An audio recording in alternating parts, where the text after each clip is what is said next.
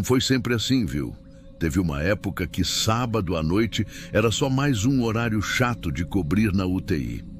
Claro, o hospital já era antigo, o setor C era o pior ventilado e o leito 10 sempre dava trabalho, mas era plantão, a gente encarava. Hoje em dia, ninguém mais aceita, a escala vira um quebra-cabeça. Técnico passa mal no meio do turno, enfermeiro liga pedindo para trocar. Gente que sempre segurou qualquer barra começa a tremer antes de pegar o crachá. E o mais curioso, ninguém combina nada. Não tem rodinha, não tem história espalhada, não tem aviso, mas está todo mundo fugindo. Eu sou coordenadora da UTI adulta de um hospital municipal aqui do interior, setor C, como eu falei. É uma ala com 8 leitos, mas com frequência só 7 funcionam. E você já vai entender o motivo. A gente lida com paciente grave, sabe? Casos que exigem medicação contínua, monitoramento cardíaco minuto a minuto e toda aquela dança silenciosa entre quem está ali tentando respirar e quem tenta manter esse fio ligado por mais um turno. Mas o problema mesmo não é a gravidade. É o que acontece quando dá 3h da manhã no sábado. Começou devagar. Primeiro, foi uma técnica nova que desmaiou dentro da copa. Depois, um enfermeiro experiente que passou mal do nada e precisou ser atendido. Outro vomitou no banheiro. Outro teve que sair porque ficou tonto. E todos relatavam a mesma coisa. Queda de pressão, suor frio, aquela sensação de que tem alguém atrás. Mesmo quando não tem. E aí, sempre vinha a pergunta: estava em qual leito? Leito 10. Aí começou aquilo que a gente nunca escreve, mas todo mundo pratica. Evita, deixa vazio, acomoda em outro, avisa que está com problema no respirador, fala que vão trocar os lençóis.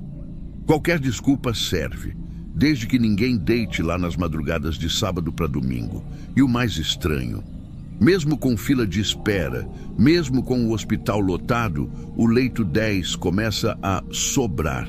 Soa absurdo, mas eu vi com os meus olhos. A gente conseguia liberar paciente antes só para não usar aquele espaço. Até que um dia eu resolvi quebrar isso.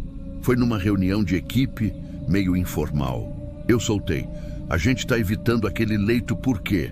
Tem algum dado técnico que eu perdi? Porque se for psicológico, a gente precisa lidar. Silêncio. Ninguém falou nada. Mas a tensão no olhar de cada um ali disse tudo. Fiquei com aquilo na cabeça. Na semana seguinte, um paciente relativamente estável deu entrada. Pressão controlada, saturando bem, consciente e cooperativo. Era o perfil ideal para aquele leito. Eu mesma fiz a admissão. Acompanhei os dados. Não havia contraindicação nenhuma. Ele foi transferido para o leito 10 no sábado às 19 horas. Nada de anormal nas primeiras horas. Pressão ótima, frequência tranquila. Nem queixa ele tinha. Mas às 2h17 da manhã, uma técnica me chamou. Doutora, o paciente pediu para falar com alguém. Fui até lá. Ele não parecia agitado, nem com dor, mas me olhou de um jeito que não esqueço. Disse que não conseguiu dormir, que sentia que alguém estava ali, que toda vez que fechava o olho, sentia uma pressão na lateral da cama, como se tivesse uma pessoa parada ali, encostada na grade. Mas sem fazer nada? Perguntei. Sem mexer, sem falar, só parada, olhando. Eu revisei tudo. Monitor, oxigênio, equipamentos, nada fora do lugar. Às 4h07, sem qualquer sinal prévio, ele teve uma parada súbita. A equipe interveio em segundos. Tudo foi feito, mas ele não respondeu. Quando fomos rever a gravação do ECG para avaliar o ritmo e entender se houve algum sinal não percebido, teve um trecho, um ruído estranho no meio do traçado, como se um impulso externo tivesse atravessado o sinal. Não era falha do aparelho, mas também não era batimento. Técnico da engenharia viu. Não soube dizer o que era. Eu também não soube. Mas soube o que fazer. Interditei o leito. Não pedi autorização, não protocolei. 30 dias, portinha fechada. Na planilha, manutenção preventiva. Ninguém perguntou. Ninguém questionou, ninguém quis saber. A parte mais difícil foi perceber que todo mundo sentiu alívio. Depois que eu interditei o leito, teve um silêncio no setor que me chamou a atenção. As conversas que normalmente surgiam sobre a escala, sobre o rodízio, pararam.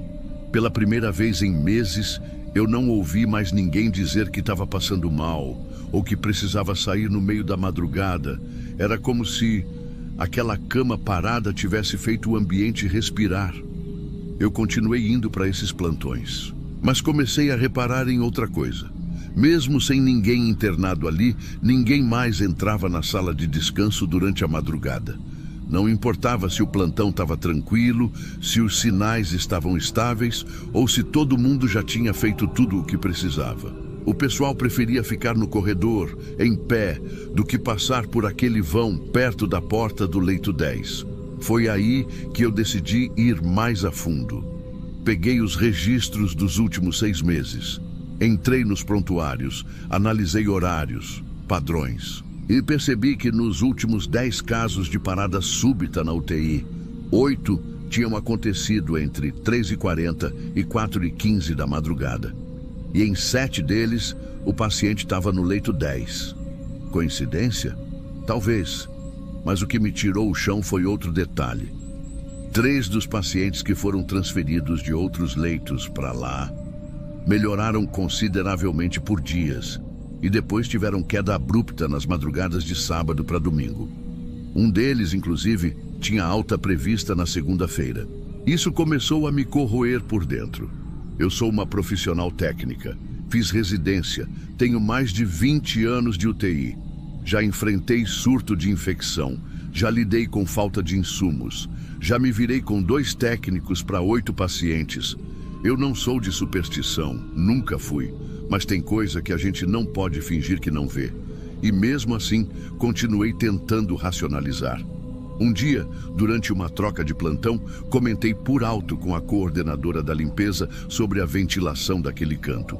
Ela hesitou, e aí falou: aquele lado não seca. A gente passa pano, bota desinfetante, volta depois de 1 hora e tá úmido ainda. Parece que respira. Foi assim que ela disse. Parece que respira. E aquilo ficou comigo. Outro dia, uma residente nova quis ser prestativa. Percebeu que o leito 10 estava vazio e preparou para possível internação. Ajeitou os lençóis, conferiu os monitores, ajustou os travesseiros. Quando voltou, parecia pálida. Falou baixinho que o sensor da beira da cama tinha acendido sozinho, como se alguém tivesse encostado. Disse que ouviu um clique no aparelho de pressão e que o número 4 ficou piscando por alguns segundos. Só o número 4.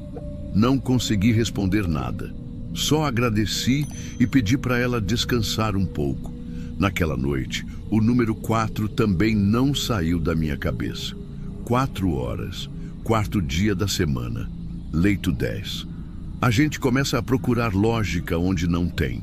Mas o corpo sente antes da mente tentar explicar. Foi ali que eu entendi. O medo não estava no que aparecia, estava no que nunca apareceu. Porque ninguém nunca viu nada, mas todo mundo sentia. E quando a gente sente a mesma coisa sem combinar, é porque tem alguma coisa ali. Alguma coisa que a gente não sabe nomear e sinceramente nem quer. Depois dos 30 dias, a interdição venceu. A direção questionou informalmente. Falei que ainda tinha infiltração. Eles aceitaram. Ninguém insistiu. A verdade? Hoje aquele leito segue vazio. E mesmo com pressão de superlotação, ninguém toca no assunto. Na planilha, está marcado como reservado para manutenção contínua. Na prática, virou um código silencioso para deixa como tá. O mais recente caso foi de uma técnica que voltou de licença e tentou reorganizar a sala. Trocou algumas camas de lugar, reativou os aparelhos do leito 10 sem perceber. Naquela madrugada, ninguém passou mal. Mas o monitor cardíaco, desligado há mais de 1 mês, começou a apitar sozinho às 4h03.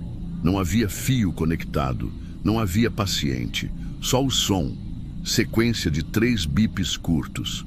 Pausa e mais 3, como se alguém tivesse puxado o fôlego e parado. Fui eu quem desligou o aparelho. Não falei nada com ninguém. Apenas voltei a marcar o leito como fora de uso. Hoje, o setor funciona, mas a escala continua com buracos de sábado para domingo. E eu entendo, não cobro, não questiono. Porque o mais difícil mesmo não é ver gente evitando o turno, é saber que em silêncio todo mundo já entendeu. Hoje em dia ninguém mais cobre aquele turno e ninguém